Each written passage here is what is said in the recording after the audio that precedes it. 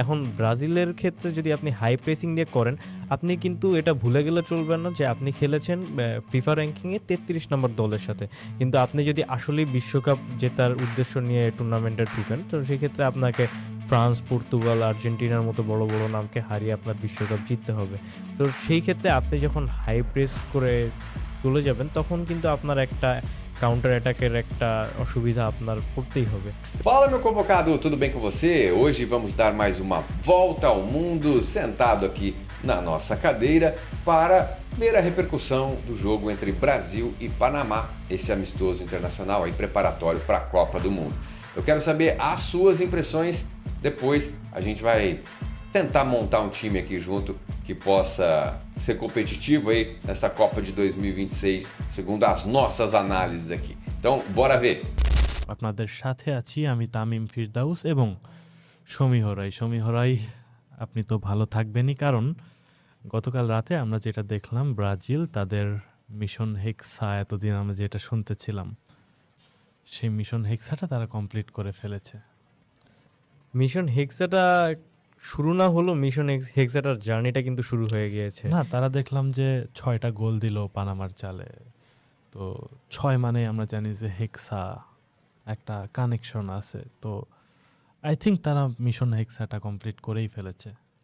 না, মিশন হেক্সাটার কেবল আমাদের জার্নিটা শুরু হয়েছে। এখন আমরা সামনের দিনগুলোতে দেখা যাক আমাদের এই পারফরমেন্সগুলো ধরে রেখে মিশন হেক্সার জন্য কতটুকু এগিয়ে যেতে পারি আর কি। আচ্ছা, আমি একটা বিষয় খেয়াল করলাম, আমি যখন একটু এই বিষয়টা নোট করতেছিলাম ওই টাইমে খেয়াল করলাম যে 2002 সালের যে বিশ্বকাপ, তার আগে ব্রাজিল একইভাবে পানামাকে 5টা গোল দিয়েছিল এবং সেবার তারা তাদের পঞ্চম বিশ্বকাপটা জিতে নেয়। 24 বছর পর 2026 সালে আজকে আমরা দেখতে পেলাম সামনে একটা ওয়ার্ল্ড কাপ আছে, এই অবস্থায় পানামাকে তারা 6টা গোল দিল। তো এটা কি মানে আপনারা আলামত হিসেবে ধরে নিচ্ছেন নাকি? এখন দেখেন ২০০২ বিশ্বকাপেও কিন্তু রোনালদো নাজারিওকে নিয়ে বেশ শোরগোল করে স্কোয়াড ঘোষণা করা হয়েছিল। এবারও আমরা ঠিক তেমনটি দেখেছি নেইমার জুনিয়রের ক্ষেত্রে। তো সেই ক্ষেত্রে আপনি এটাকে যদি আলামত হিসেবে কনসিডার করেন সেটাও কিন্তু ভুল হবে না আমি মনে করি। আচ্ছা, আমরা একটু এবার সিরিয়াস কথায় আসি। গতকাল রাতে আমরা দেখতে পেলাম ভিনিসিয়াস জুনিয়র তাকে একটা গোল করতে এবং পরবর্তীতে একটা অ্যাসিস্ট করতে। আমরা কি 2026 বিশ্বকাপ যেটা আসছে সেখানে ভিনিসিয়াস জুনিয়রকেই ব্রাজিলের আক্রমণ ভাগের মূল দায়িত্বে দেখব? আপনি যদি লক্ষ্য করেন ভিনিসিয়াস জুনিয়র রিয়াল মাদ্রিদে কিন্তু অসাধারণ টাইম কাটিয়েছিল বেশ কয়েকটি সিজন ধরে। কিন্তু ব্রাজিলে তার সময়টা কিন্তু ভালো যাচ্ছিল না। এরপরে যখন কোচ আনচেলত্তি দলে যুক্ত হন, সেখানে সে যখন তার প্রিয় শিক্ষক হিসেবে কোচ আনচেলত্তিকে পেয়ে যান, তো সেই ক্ষেত্রে আমিও কিছুটা লক্ষ্য করেছি যে তার পারফরম্যান্সে কিছুটা হলেও ইফেক্ট করেছে। সে আরও বেটার পারফরম্যান্স দিতে পারছে। তো অবশ্যই ভিনিসিয়াস জুনিয়র একটা বড় নাম। তো অবশ্যই আমাদের ওয়ার্ল্ড কাপে তার প্রতি সেই আশ্বাসটা ভিনিসিয়াস থাকবে জুনিয়রকে আরকি। আমরা যতটুকু দেখেছি ব্রাজিলের জার্সিতে এর আগ পর্যন্ত, আনচেলত্তি ব্রাজিলের দায়িত্ব নেওয়ার আগ পর্যন্ত, মোর স্পেসিফিকভাবে যদি বলতে চাই, তাকে কিন্তু আমরা খুব একটা রিয়াল মাদ্রিদের জার্সিতে যে সে যেভাবে ফ্লারিশ করে, এতটা ফ্লারিশ করতে আমরা ব্রাজিলের জার্সিতে দেখিনি। তো বিশ্বকাপের আগ মুহূর্তে ভিনিসিয়াসের এই দুর্দান্ত ফর্ম, এটা ব্রাজিলকে কতটুকু এগিয়ে রাখবে বলে আপনি মনে করেন? আ এটা তো অবশ্যই পজিটিভ দিক। যখন ভিনিসিয়াস জুনিয়রের মতো একটা প্লেয়ার যখন কন্টিনিউয়াসলি পারফর্ম করে যাবে, সেটা ব্রাজিল দলের জন্য সুবিধাজনক। এছাড়া আপনি যদি দেখেন রাফিনার মতো যখন প্লেয়ার যে লাস্ট বারের ব্যালন ডি'র কন্টেন্ডার ছিল। এছাড়া ম্যাথিউস কুনা, আরও বড়, বড় নাম রয়েছে এনরিক, নেইমার। তো এই নামগুলো যখন আপনার দলের সাথে যুক্ত হবে, তো সেইখানে আপনার বিশ্বকাপ জয় বা মিশন হেক্সা বলেন না কেন, সবকিছুর জন্যই আরকি কিছুটা হলেও ব্রাজিল দল সুবিধা করতে পারবে আরকি। সেটা দেখা যাক। তবে আপনি যেহেতু নেইমারের কথা আনলেন, নেইমারের বিষয়ে আমি একটু কথা বলতে চাই। নেইমারকে কিন্তু আমরা গতকাল ম্যাচে প্রথমার্ধ বা দ্বিতীয়ার্ধ কোনো অর্থেই দেখিনি। একটু ইনজুরির সমস্যা আছে। এখন নেইমার বাদে ব্রাজিল যে পানামাকে 6 গোল দিল, এক কথায় বলতে গেলে পানামাকে তারা ধ্বংস করে দিয়েছে। তো নেইমার বিহীন ব্রাজিল আমরা যেটা দেখলাম, এই দলটা কি বিশ্বকাপে এমনই থাকবে, নাকি নেইমার যদি ইনজুরি থেকে ফিরে আসে তাহলে ভিনিসিয়াসের জায়গায় আমরা নেইমারকে দেখতে পারবো? না, দেখেন ভিনিসিয়াস জুনিয়রের জায়গাটা কিন্তু ফিক্সড। সে লেফট উইং থেকে অ্যাটাক করছে। হয়তো নেইমার ঢুকলে হয়তো সে রাইট উইং দিয়ে যাবে। সেক্ষেত্রে আপনার রাফিনা কিছুটা হলে স্পেস পাবে আরকি আমি মনে করি। অথবা এএমএফ খেলাতে পারে। তো এখন যদি দেখেন নেইমারের মতো একজন সিনিয়র প্লেয়ার যখন আপনার দলের সাথে যুক্ত হবে, তখন সেই ক্ষেত্রে কিন্তু আপনার ড্রেসিং রুম কন্ট্রোল থেকে শুরু করে দলের একটা মোটিভেশনও আলাদাভাবে পেয়ে যাবে। অ্যান্ড কালকের ম্যাচের কথা যদি আমি বলি, তাহলে হচ্ছে গিয়ে প্রথমার্ধটা আমাদের খুব একটা সুবিধা না গেলেও পরের হাফটা আমাদের বেশ সুন্দরভাবে ব্রাজিল দলটি কাটিয়েছিল। এখন নেইমারের মতো প্লেয়ার যখন আপনার দলে যুক্ত হবে, তখন অবশ্যই সেখানে আরেকটু টিম কম্বিনেশনটা ভালো হবে। সো আমি মনে করি নেইমার যখন দলে আসবে, এটা অবভিয়াসলি ব্রাজিল দলের জন্য পজিটিভ দিক হবে। আচ্ছা, আমি একটু এবার পানামার দিকে চলে যাই। পানামা এবং ব্রাজিল তারা দ্বিতীয় অর্ধে তাদের সবগুলো প্লেয়ারই প্রায় চেঞ্জ করে ফেলেছে, কিন্তু পানামাকে আমরা দেখতে পেয়েছি যে প্রথমার্ধে ব্রাজিলের সাথে 1-1 গোলে সমতায় ফিরে এসেছিল। এটা কি ব্রাজিলের ডিফেন্স লাইনের কোনো সমস্যা, বা পানামার মতো একটা দল যদি ব্রাজিলের এগেনস্টে একটা গোল করে ফেলতে পারে, 1-1 গোলের সমতায় চলে আসতে পারে? এবং দ্বিতীয়ার্ধে পানামাকে দেখলাম যে বক্সের বাইরে থেকে দুর্দান্ত একটা দূরপাল্লার শটে তারা গোল দিয়েছে লাস্ট মোমেন্টে। তো কোনো ডিফেন্সের সমস্যা, নাকি তারা পানামার মতো দলের বিপক্ষেও কেন এভাবে গোল হজম করছে?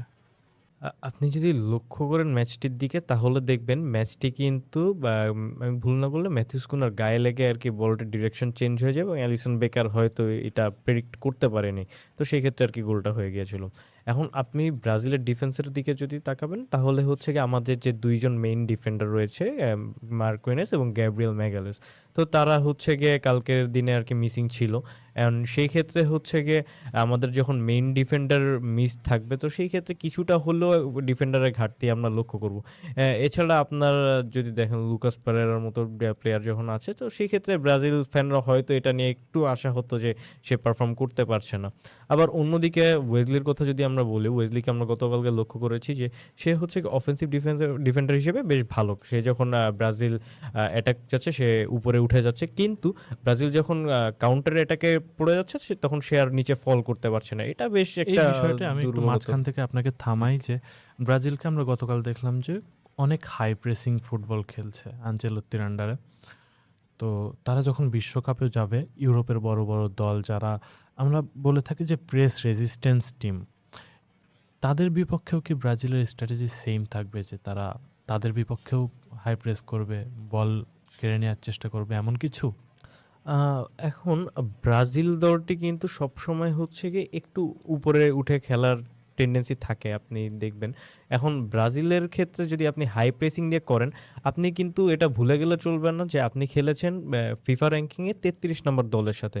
কিন্তু আপনি যদি আসলেই বিশ্বকাপ জেতার উদ্দেশ্য নিয়ে টুর্নামেন্টে ঢুকেন, তো সেক্ষেত্রে আপনাকে ফ্রান্স, পর্তুগাল, আর্জেন্টিনার মতো বড় বড় নামকে হারিয়ে আপনার বিশ্বকাপ জিততে হবে। তো সেই ক্ষেত্রে আপনি যখন হাই প্রেস করে চলে যাবেন, তখন কিন্তু আপনার একটা কাউন্টার অ্যাটাকের একটা অসুবিধা আপনার পড়তেই হবে। তো সেই এবং ক্ষেত্রে এই আমার কাছে মনে হয় কাউন্টার এটা বেশি অ্যাটাক ইফেক্ট থেকে পড়বে আর কি। এই কাউন্টার অ্যাটাক থেকেই কিন্তু ব্রাজিলকে আমরা দেখেছি 22 বিশ্বকাপে ক্রোয়েশিয়ার এগেনস্টে গোলটা হজম করতে, এবং সেখান থেকে আর কি ব্রাজিল বিশ্বকাপ থেকে আর কি বাদ পড়ে যায়। এখন আমার কাছে মনে হয় কি যে মিডফিল্ডটা যদি কন্ট্রোল থাকে ব্রাজিলের, সেটা বেশ ইফেক্টিভ হবে। ডিফেন্স লাইনে যখন আপনার গতকালকে রাতে আরেকটু পয়েন্ট আমি অ্যাড করি যে গতকালকে রাতে ইউসিএল এর যে মেইন একাদশ বা বেস্ট 11 সেটা কিন্তু পাবলিশ হয়েছে। সেখানে হচ্ছে গিয়ে দুইজন ব্রাজিলের মেইন ডিফেন্ডার তারা কিন্তু এই দলের জায়গা পেয়েছেন আর কি। তো সেখানে আপনি দেখবেন যে এরকম দুইজন ডিফেন্ডার যখন আপনার দলে থাকবে, তো অবশ্যই দলের কনফিডেন্সটা বুস্ট করবে। এছাড়া মিডফিল্ডারের কথা যদি আসি, সেক্ষেত্রে আর একটা আমি বিষয় একটু অ্যাড করে নিই। মিডফিল্ডারের কথায় যদি আসি, আমরা গতকালকের ম্যাচে মিডফিল্ডের যখন আমার দুইটা মিডফিল্ডার নিয়ে আমি খেলেছিলাম, তখন আমার ম্যাচটা কিছুটা হলে ফাম্বল হয়ে গিয়েছিল। কিন্তু সেকেন্ড হাফে যখন আমি 3টা মিডফিল্ডার নিয়ে খেলি, টিম কম্বিনেশন খুব সুন্দর হয় এবং আমরা আমাদের স্কোরগুলো আর একটু সুন্দর মতো বের করে আনতে পেরেছিলাম। ব্রাজিলের যে ঐতিহ্যবাহী ট্যাঙ্গো ফুটবল আমরা জানি, সেখানে আর কি মিডফিল্ডারদের একটু দরকার হয়, কারণ তারা গেমটা কন্ট্রোল করতে চায়। সেখান থেকে আর কি গেমটা কন্ট্রোল হবে। আর মিডফিল্ডের কথা যেহেতু আসলো, সেখানে আমি আরেকটা নাম একটু অ্যাড করতে চাই, ক্যাসেমিরো। এখন ক্যাসেমিরোকে দেখলাম আমরা গতকালকের ম্যাচে অ্যাসিস্ট গোল দুইটাই করতে। তার এই 34 বছর বয়সে এসেও ব্রাজিলের মিডফিল্ডে তার প্রতি কি নতুন কোনো আশা দেখতে পাচ্ছে আনচেলত্তি?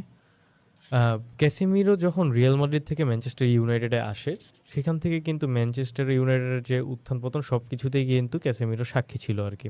তো আমরা লাস্ট সিজনও দেখেছি যে ক্যাসেমিরো তার এই বয়সে এসেও কিন্তু তার পারফরম্যান্সটা বেশ সুন্দরভাবে ধরে রাখতে পেরেছে এবং গতকালকের ম্যাচেও সে কিন্তু তার পারফরম্যান্সটা কিছুটা হলেও পুরোপুরি দেখাতে না পারলেও কিছুটা হলেও সে টাচ দিয়েছে।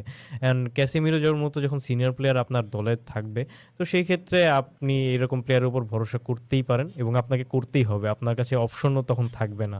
তো সেই ক্ষেত্রে অবশ্যই ক্যাসেমিরো ইম্প্যাক্টটা ব্রাজিল দলের জন্য খুবই গুরুত্বপূর্ণ বলে আমি মনে করি। আচ্ছা, সেক্ষেত্রে আমি আরেকটা বিষয় একটু টেনে আনতে চাচ্ছি যে প্রথমার্ধ শেষে দেখলাম যে ব্রাজিল এবং পানামা দুটো দলই তাদের মূল একাদশ চেঞ্জ করে ফেললো, বেঞ্চ একাদশ নামলো।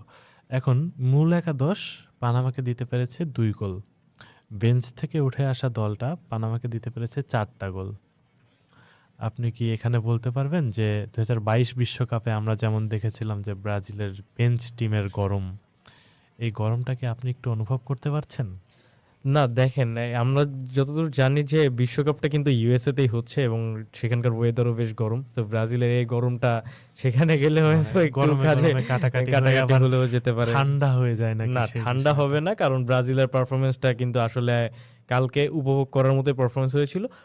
একটা হাফ, পুরা ম্যাচটা যদি আমি বলি, পুরা ম্যাচটা আমার ভালো না গেলেও একটা হাফ আমার বেশ ভালো গিয়েছে। এখন আপনি যদি বেঞ্চের কথা তুলেন, কিন্তু বেঞ্চ বাদে আমাদের মেইন স্কোয়াডে কিন্তু কিছু প্লেয়ার কালকে মিসিং ছিল। যেরকম 2 জন ডিফেন্ডার মিসিং ছিল। এছাড়া গ্যাব্রিয়েল মার্টিনেলি, নেইমারের মতো প্লেয়াররা যখন মিসিং থাকে, তো তখন আর কি আমাদের ম্যাচের উপর একটু ইম্প্যাক্টও কম পড়ে। তো এই টাইপের প্লেয়ার যখন আপনার দলের সাথে ইনক্লুড হবে এবং ইন ফিউচার আপনার কিছু বেঞ্চ থেকে প্লেয়ার আপনি যখন মেইন টিম হিসেবে কনসিডার করবেন, তো তখন আই গেস একটা ভালো রেজাল্ট ব্রাজিল টিম বের করে নিয়ে আসতে পারবে। ব্রাজিলকে আমরা দেখতে পেলাম গতকালের যে 6টা গোল করেছে তারা, 6টা গোলই তারা ডিফারেন্ট প্লেয়ার করেছে। এটা কি এমন যে ব্রাজিল এখন আর নির্দিষ্ট কোনো প্লেয়ারের উপর ভরসা করে থাকে না যে আমার ওই প্লেয়ারটাই গোল করে দিবে? আপনি যদি বড় ম্যাচ জিততে চান, অবশ্যই আপনার কোনো ইন্ডিভিজুয়াল প্লেয়ারের উপর ভরসা করা যাবে না। আপনি যখন কোনো বড় টুর্নামেন্ট বা নকআউট স্টেজে যাবেন, তো সেই ক্ষেত্রে আপনার টিম কম্বিনেশনটা সবথেকে বেশি গুরুত্বপূর্ণ। সেখানে অবশ্যই নাম দিয়ে আপনি দল বা ম্যাচ, সরি, সেই ক্ষেত্রে আপনি বড় নাম, সেক্ষেত্রে আপনি কোনো বড় নাম বা কোনো স্পেসিফিক কারোর উপর ভরসা করে আপনি সেই ম্যাচটি কিন্তু বের করে আনতে পারবেন না। তো আপনাকে অবশ্যই একটা ভালো টিম কম্বিনেশন থাকা দরকার, যেখান থেকে আপনি একটা ভালো আউটপুট নিয়ে আসতে পারবেন। সো ব্রাজিল টিম এই স্ট্র্যাটেজিতেই আর কি আগাচ্ছে। সমীহ রায়, আমরা প্রোগ্রামের একদম শেষ প্রান্তে চলে এসেছি এবং আর একটি প্রশ্ন করে শেষ করতে চাই। ব্রাজিল কি তাদের 6ষ্ঠ বিশ্বকাপ এবার জিততে পারবে? আমরা আশাবাদী, কিন্তু একটা জিনিস কি, আমরা বিগত কয়েক বছর ধরে ব্রাজিলের যে অবস্থা দেখে এসেছি, অ্যাকচুয়ালি আমার কাছে পার্সোনালি মনে হয় যে ব্রাজিলের এই বিশ্বকাপে হারানোর কিছু নেই, কিন্তু পাওয়ার অনেক কিছু আছে। এখন আমরা তাদের আর কি দেয়ালে পিঠ থেকে গেছে, এক্স্যাক্টলি।